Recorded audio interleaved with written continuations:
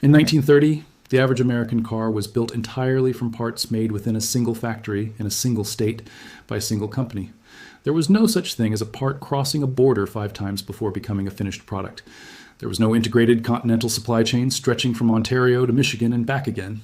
There was no such thing, really, as North America functioning as one interconnected economic machine. And yet, in the summer of 2026, the White House reached back into that exact year, into a law written for that exact world, and used it to impose the largest tariff shock Canada has faced in this entire trade war.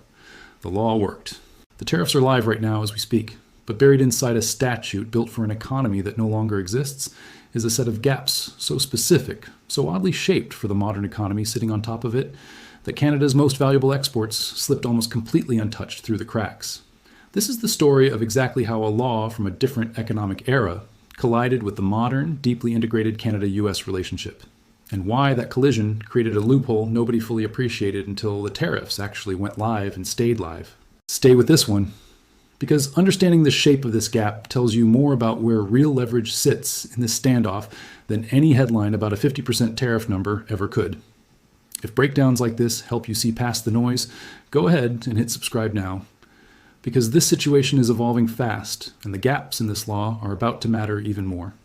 Let's start with exactly what got revived, because the specific age of this law is not just a historical curiosity. It is the entire reason this loophole exists. On July 20th, 2026, President Trump signed 3 presidential proclamations invoking Section 338 of the Tariff Act of 1930. That law had not been used to impose a single tariff in 96 years. Section 338 gives a president the power to impose additional duties, up to 50%, on goods from any country formerly found to have discriminated against American commerce, and it lets him do so purely by proclamation, with no formal investigation and no congressional approval required. The 3 proclamations placed that 50% duty on roughly $20 billion worth of Canadian goods, covering electronics, machinery, dairy, wine, and, in the detail every outlet keeps returning to, hockey sticks. And here's the detail almost nobody flags clearly enough. Unlike the temporary Section 122 tariffs that briefly stood in for this exact authority earlier this year, Section 338 carries no fixed expiration date. It stays in force indefinitely, unless the president himself chooses to modify or terminate it. This is not a temporary measure. This is meant to be permanent, unless something forces a change. It is worth understanding why Section 338 became the vehicle for this specific confrontation in the first place, because the timeline behind that choice matters for understanding just how deliberately this 96-year-old statute was selected over more conventional alternatives. Earlier in 2026, the Supreme Court struck down the administration's broadest and most flexible tariff authority, the one built on the International Emergency Economic Powers Act, ruling 6-3 that the underlying law never actually granted the president the sweeping authority to impose tariffs the way it had been used throughout 2025. That ruling eliminated the single most powerful tool the administration had been using to reshape global trade policy for over a year. A temporary substitute followed under Section 122 of the Trade Act of 1974, but that substitute carried a hard statutory expiration clock, 150 days and no more without congressional action, and that clock ran out in late July. With several longer-term replacement tariffs still stuck in the pipeline, the administration needed something that could move fast, needed no formal investigation, and needed no congressional sign-off. Section 338 fit that description precisely, and its complete lack of any built-in expiration date made it, from Washington's perspective, a considerably more durable tool than anything else available at that specific moment. Now here is where the mismatch between the era this law was written for and the economy it is now regulating becomes impossible to ignore. 1930 was a world of siloed national economies. Goods were manufactured almost entirely within a single country and then exported whole and finished across a border. There was no such thing as a component crossing between 2 countries multiple times during a single product's assembly. The statute reflects that world. It requires the administration to identify specific, discrete instances of discrimination tied to specific goods in specific sectors before it can attach a 50% duty to anything. That legal structure made perfect sense in 1930, when a car built in Detroit was genuinely an entirely American product from raw steel to finished chassis. It makes almost no sense applied to 2026, where a single vehicle can cross the Canada-U.S. border 3, 4, 5 times before it is ever sold, where Canadian potash feeds American cropland that grows food sold back into Canadian grocery stores, where Canadian uranium powers reactors that supply electricity to grids serving both countries simultaneously. Here is the number that captures exactly what this means in practice. When the administration built its legal case against Canada, it had to base that case on 3 specific documented grievances. Canadian provinces pulling American alcohol off government liquor store shelves, Canada's dairy supply management system, which the administration argues offers more generous access to European producers than to American ones, and a Canadian surtax on non-USMCA compliant American vehicles. 3 specific disputes, nothing more. And because Section 338 requires the administration to tie its tariffs to those specific documented findings, the resulting proclamations could only reach the sectors connected to those 3 grievances.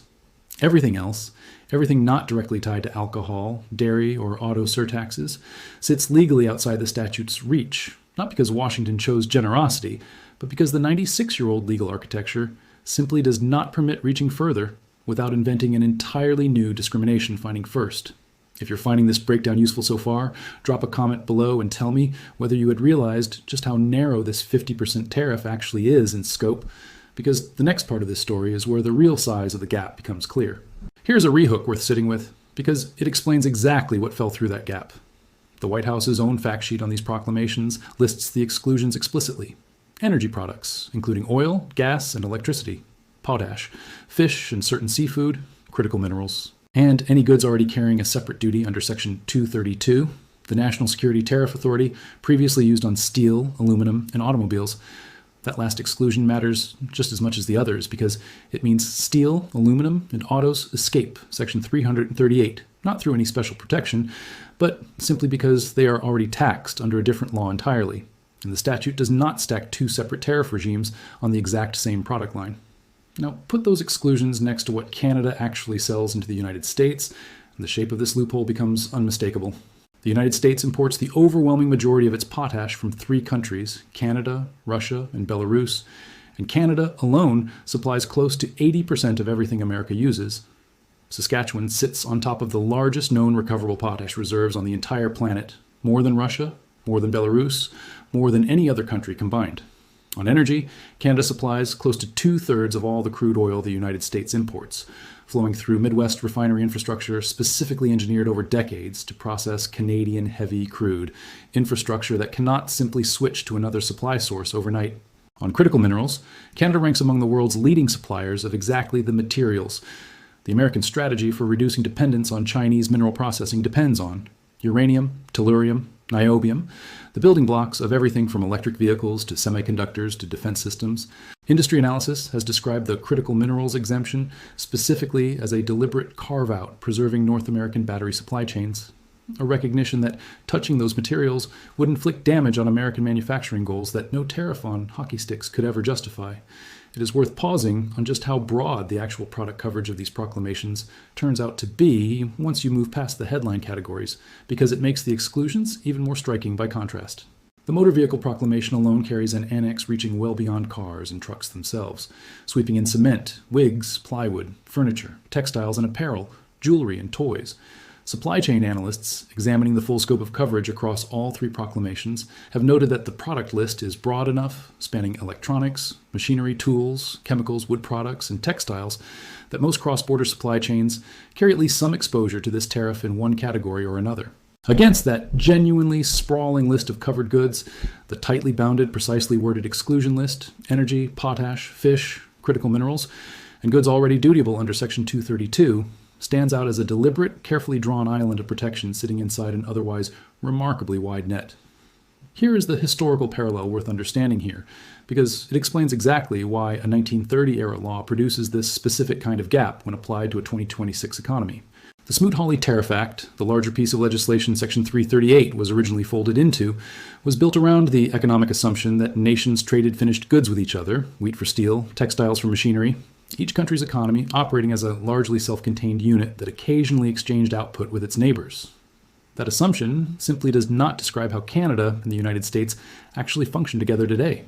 These 2 economies are not 2 separate machines trading finished products. They are, in enormous swaths of manufacturing and resource extraction, effectively one machine spanning a shared border with raw materials, half-finished components, and energy flowing back and forth continuously as part of a single integrated production process. A law written for the first kind of economy, when applied mechanically to the second kind, inevitably produces strange, uneven results, hitting some sectors with devastating force while leaving others, often the most structurally important ones, almost completely untouched. That original 1930 context is worth dwelling on a bit longer, because remembering exactly why Smoot-Hawley became such a notorious cautionary tale sharpens the irony sitting at the center of this entire story. When it passed, Smoot-Hawley raised tariffs on more than 20,000 imported goods to record levels, and more than 1,000 economists signed a public petition begging President Hoover not to sign it, warning explicitly that it would trigger a wave of foreign retaliation and deepen the economic collapse already underway. Global trade contracted by roughly 65% between 1929 and 1934, and American farmers, the very group the law was designed to protect, ended up among its biggest casualties as foreign markets slammed their doors shut in response. Section 338 sat quietly, unused, inside that same discredited piece of legislation for 96 years, a small, largely forgotten provision buried inside one of history's most infamous trade policy mistakes, waiting for an administration willing to reach back that far into the past for a legal tool. Modern enough, alternatives simply could not provide fast enough. Now consider what happened just this past weekend, because it changes the stakes of this entire loophole story dramatically. After an initial 3-day pause, and then 3 additional days of intensive negotiations in Washington, talks between Canada and the United States collapsed entirely. Prime Minister Mark Carney suspended the negotiations, recalled Canada's negotiating team, and the 50% tariffs took effect at 1 minute past midnight on Saturday, August 22nd. Carney placed the blame squarely on last-minute changes introduced by American negotiators. Changes, he said, were unfair, uneconomic, and called into question the reliability of any deal at all. United States Trade Representative Jameson Greer offered a starkly different account, saying Canada had simply declined to accept the deal on the table. Whatever actually happened inside that room, the practical outcome is now undeniable. These tariffs are not a temporary negotiating tactic anymore. They are the live, current, ongoing state of trade between these two countries. And because Section 338 carries no expiration date, they could plausibly remain in force indefinitely unless a future negotiation or a court changes that. That permanence is exactly why the shape of this loophole now matters so much more than it did when these tariffs were first announced as a 30-day countdown back in July. When something is temporary, gaps in its coverage are interesting but not decisive, because everyone assumes the whole structure will be renegotiated soon anyway. When something has no fixed end date, every excluded sector becomes a permanent structural advantage, not a temporary reprieve. Canada is not waiting out a short-term storm anymore. It is operating inside a genuinely new, indefinite trade environment, one where the specific commodities excluded from this particular law now function as Canada's most durable, most reliable point of leverage, for as long as this statute remains in force exactly as written. Here's a rehook worth sitting with because it reveals just how directly this exclusion structure now shapes the current standoff. Carney announced this weekend that Canada will match the American tariffs, dollar for dollar, with retaliatory measures targeting American steel, dairy, appliances, agricultural equipment, pulp, paper, and electronics, scheduled to take effect on September 8th. Notice what is conspicuously absent from that retaliation list. No restriction on energy exports, no restriction on potash, no restriction on critical minerals. Canada's own retaliatory strategy is deliberately leaving its most powerful, most damaging levers completely untouched, holding them in reserve rather than deploying them immediately. That restraint is not accidental.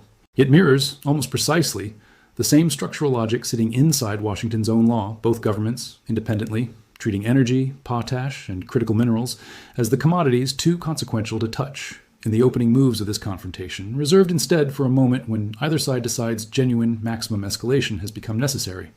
That mutual restraint is worth sitting with a moment longer, because it says something important about how both governments genuinely assess the risk of touching these specific sectors, independent of anything either side has said publicly.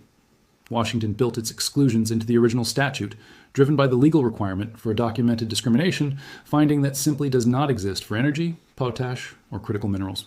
Ottawa built its restraint into a retaliation list assembled entirely on its own terms, with no equivalent legal constraint forcing that same choice.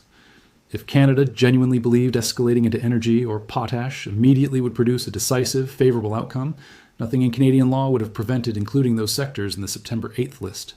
The fact that Ottawa chose the same boundaries Washington statute happened to carve out by legal necessity suggests both governments have independently arrived at the same underlying conclusion, that these specific commodities represent an escalation threshold neither side wants to cross until every other available lever has already been exhausted. Now let's talk about the second dimension of this loophole, The one that has nothing to do with which products are covered and everything to do with the mechanics of when a tariff actually applies. Section 338's own implementing rules attach the duty to the moment goods are entered for consumption or withdrawn from a bonded warehouse for consumption, rather than to the moment they physically cross the border or leave a Canadian factory. That distinction is not a minor technicality. It is the entire foundation of a legitimate, well-established deferral strategy that businesses on both sides of this border have been leaning on heavily since these tariffs first became a real possibility. That timing mechanism itself is another clear artifact of the mismatch between eras running through this entire story, though in a slightly different direction than the exclusion list. The concept of duty attaching at withdrawal rather than at entry did not exist in anything resembling its modern form back in 1930. Bonded warehouses existed even then, but the sophisticated, deliberate deferral strategies businesses now use, treating the moment of withdrawal as a genuine financial decision point rather than a mere administrative formality, developed gradually over the following decades as international trade grew more complex and more continuous. A 1930-era tariff statute, revived and dropped into a 2026 customs infrastructure, built up over nearly a century of incremental legal evolution, inherits every one of those later refinements automatically, including refinements the original drafters of Section 338 never contemplated and almost certainly never intended to enable. The gap between products and the gap in timing are, in that sense, two different symptoms of the exact same underlying problem, an old law operating inside a legal and economic infrastructure that has evolved considerably beyond what its original text was built to anticipate. Here is exactly how that mechanism works in practice. A bonded warehouse is a secure, custom-supervised facility where imported goods can sit, legally inside the United States, without any duty being assessed at all, for months, sometimes years, until the importer formally withdraws them for sale. The moment of withdrawal, not the moment of arrival, determines which tariff rate actually applies. Foreign trade zones work on a closely related principle, treating merchandise as though it has not technically entered the United States for duty purposes until the business decides to bring it into the domestic market. Critically, industry guidance published as these tariffs took effect confirmed that the only real prepositioning mechanism available under the actual proclamation text involves goods already held in a foreign trade zone under privileged foreign status before the tariff's effective date. Everything else, goods already loaded onto a ship, goods already on the water, goods that left Canada the day before the deadline, gets no grandfathering protection whatsoever. Entry timing controls completely, regardless of when the goods were shipped, invoiced, or sold. That detail matters enormously because it means the bonded warehouse and foreign trade zone strategy is not simply a clever afterthought some businesses discovered. It is, quite literally, the only legally recognized mechanism inside this specific law for preserving flexibility against a tariff rate that might still change. A company holding goods in one of these zones is not gambling on some unofficial workaround.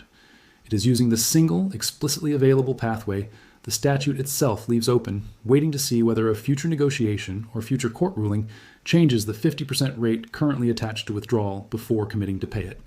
Here is why that optionality matters so much more now that talks have actually collapsed rather than merely being threatened. With no fixed expiration date on these tariffs, and with the underlying negotiation now in a considerably more hostile, less predictable state than it was even a week ago, the value of preserving flexibility through bonded storage has increased significantly. A business betting that Washington and Ottawa eventually reach some kind of settlement, whether through renewed negotiations or through the legal challenges Canada has already signaled it intends to pursue, gains real quantifiable value from delaying the moment its goods are formally entered for consumption. If a future settlement lowers or eliminates the 50% duty, goods sitting in bond capture that lower rate automatically on inventory that has already been sitting safely inside the United States for weeks or months. If the standoff instead drags on indefinitely, the same goods can, in many cases, simply be re-exported to an entirely different market, without the American duty ever having been paid at all. That strategic calculus around bonded storage connects directly back to the era mismatch running through this entire story, because it reveals something important about how modern trade actually operates compared to the trade relationships this 1930 statute was originally designed to regulate. In 1930, a shipment crossing a border was typically a single discrete transaction: goods sold, goods shipped, goods received, duty paid, done. Modern customs law, including the bonded warehouse and foreign trade zone systems that developed over subsequent decades, specifically to accommodate more complex continuous international commerce, allows for something the original drafters of Smoot-Hawley likely never fully anticipated: goods that exist in a kind of extended legal limbo, physically present inside the country but not yet subject to its duties, waiting for the right moment to formally enter the market. That modern infrastructure, layered on top of an old law never designed with it in mind, is precisely what gives businesses the flexibility to treat this 50% tariff as something to be strategically managed and deferred, rather than simply absorbed immediately and in full the moment goods cross the border. Now zoom out and consider the legal vulnerability sitting underneath this entire structure, because it is directly connected to the era mismatch story running through this whole confrontation. Section 338 predates the entire modern architecture of international trade law, the General Agreement on Tariffs and Trade, the World Trade Organization, every post-World War II institution built specifically to prevent exactly this kind of unilateral tariff escalation between major trading partners. Legal scholars have argued publicly that Section 338 was effectively superseded by the Trade Expansion Act of 1962, which created the modern national security tariff framework, and by the Trade Act of 1974, which created the modern unfair trade practices framework used for ordinary disputes like this one.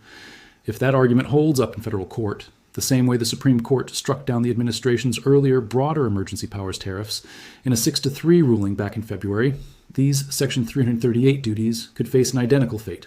Canada has already signaled it, intends to pursue legal challenges through multiple channels, including the World Trade Organization's dispute settlement process and USMCA's own Chapter 31 mechanism, a venue where Canada has actually won favorable rulings against the United States in prior disputes.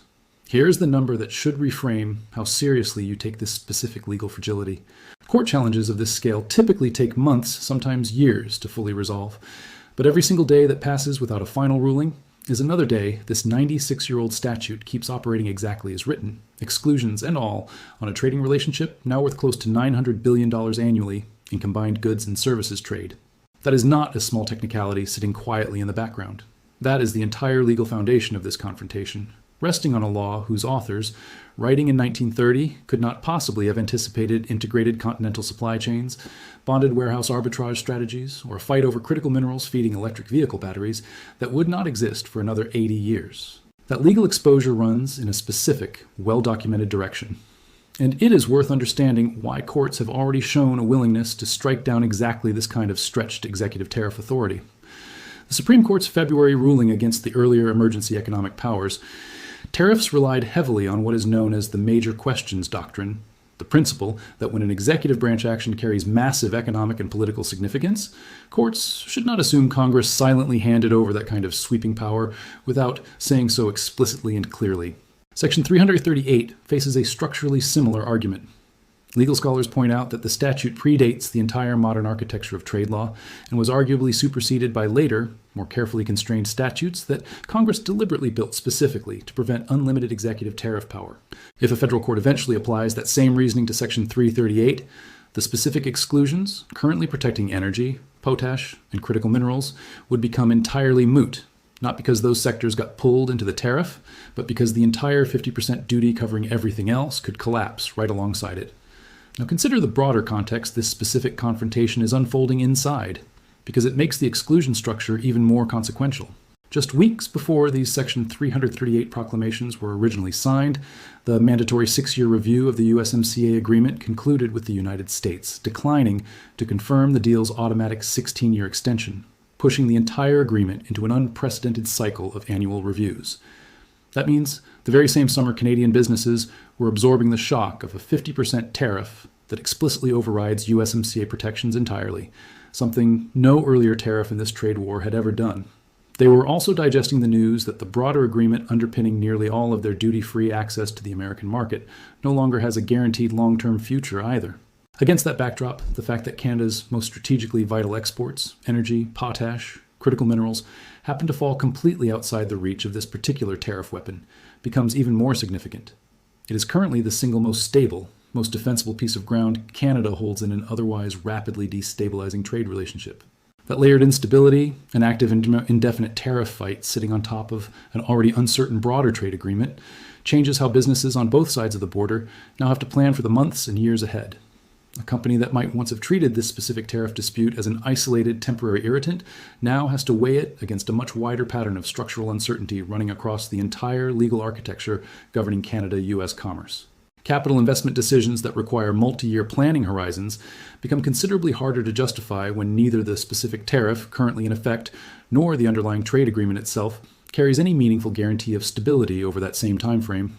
Against that backdrop, the narrow, precisely bounded set of commodities sitting outside Section 338's reach, functions as something closer to a genuine safe harbor, one of the only remaining pockets of this relationship, where businesses can plan with real confidence that the current rules are unlikely to change, without an entirely new legal justification being constructed first. Here is what markets and industry analysts are actually watching most closely as this standoff enters its current, considerably more hostile phase. Fertilizer sector stocks, particularly companies with heavy exposure to Saskatchewan potash production, continue trading on every headline touching this dispute, because any formal signal that either side might try to pull potash into a future round of this confrontation would trigger an immediate sector-wide repricing event across global agricultural commodities. Energy analysts are watching pipeline flows and refinery utilization data out of the American Midwest for any sign of disruption, even though nothing in the current proclamations or in Canada's own September 8th retaliation list directly touches that trade. And trade lawyers on both sides of the border are closely tracking exactly how any future escalation might attempt to expand Section 338's reach, because doing so would require manufacturing an entirely new discrimination finding, one that does not currently exist anywhere in the documented trade relationship between these two countries, specifically covering energy, potash, or critical minerals. There is also a quieter signal worth tracking that rarely makes headlines, but tends to move well before official government statements do. Watch how quickly Canadian resource companies themselves, particularly the major potash and uranium producers, adjust their own public guidance and investor communications in the weeks ahead. Corporate disclosure obligations generally require these companies to flag material risks to their business promptly, and any internal assessment that the exclusion protecting their specific sector might be at genuine risk of revision would likely surface first in an investor call or a regulatory filing, well before it ever became the subject of a formal government announcement from either Ottawa or Washington. Watch 3 specific things over the coming weeks if you want to understand how this loophole shapes what happens next. First, watch whether either side's rhetoric starts drifting toward the excluded sector specifically, because any serious discussion of touching energy, potash, or critical minerals would represent a fundamental escalation beyond anything either government has attempted throughout this entire 18-month trade war. Second, watch how quickly Canada's legal challenges against Section 338 actually move through the courts, because a ruling against the statute, following the same reasoning that already struck down the broader emergency tariffs earlier this year, would resolve this entire confrontation far faster than any negotiation currently appears capable of doing. And third, watch the volume of goods flowing into bonded warehouses and foreign trade zones over the coming weeks, because that data, more than any public statement from either government, will tell you how much businesses on the ground actually believe this standoff is temporary versus genuinely permanent. Here is the detail that deserves the final word in this story, because it captures exactly what makes this specific gap so revealing about the mismatch between this law's original era and the economy it now governs. A statute built in 1930 for an economy of self-contained national production reached forward 96 years and landed, almost by legal accident, in a position where it can only tax the parts of the Canada-U.S. relationship connected to 3 narrow documented disputes, while leaving completely untouched the exact commodities that make these 2 economies function as one integrated system rather than 2 separate ones, trading finished goods across a border. That is not a loophole Canada engineered through cleverness. It is the unavoidable consequence of applying a legal framework built for a different economic century to the one we actually live in now. And as long as Section 338 remains in force exactly as written, with no expiration date and no sign of either government backing down, that mismatch remains Canada's single most reliable form of protection in a trade war that shows no signs of ending soon. If this breakdown helped you understand exactly why this 50% tariff reaches so much less of the Canadian economy than the headlines suggest, hit subscribe so you do not miss how this standoff develops, because both the legal challenges and the underlying negotiations are moving fast in the wake of this weekend's collapse. Drop a comment below and tell me whether you think either government eventually tries to pull energy or potash into this fight, or whether both sides continue treating those sectors as too dangerous to touch. And share this with anyone still assuming this is a blanket tariff covering everything Canada sells into the United States, because the real story is the enormous, structurally protected portion of this relationship that a 96-year-old law simply was never built to reach.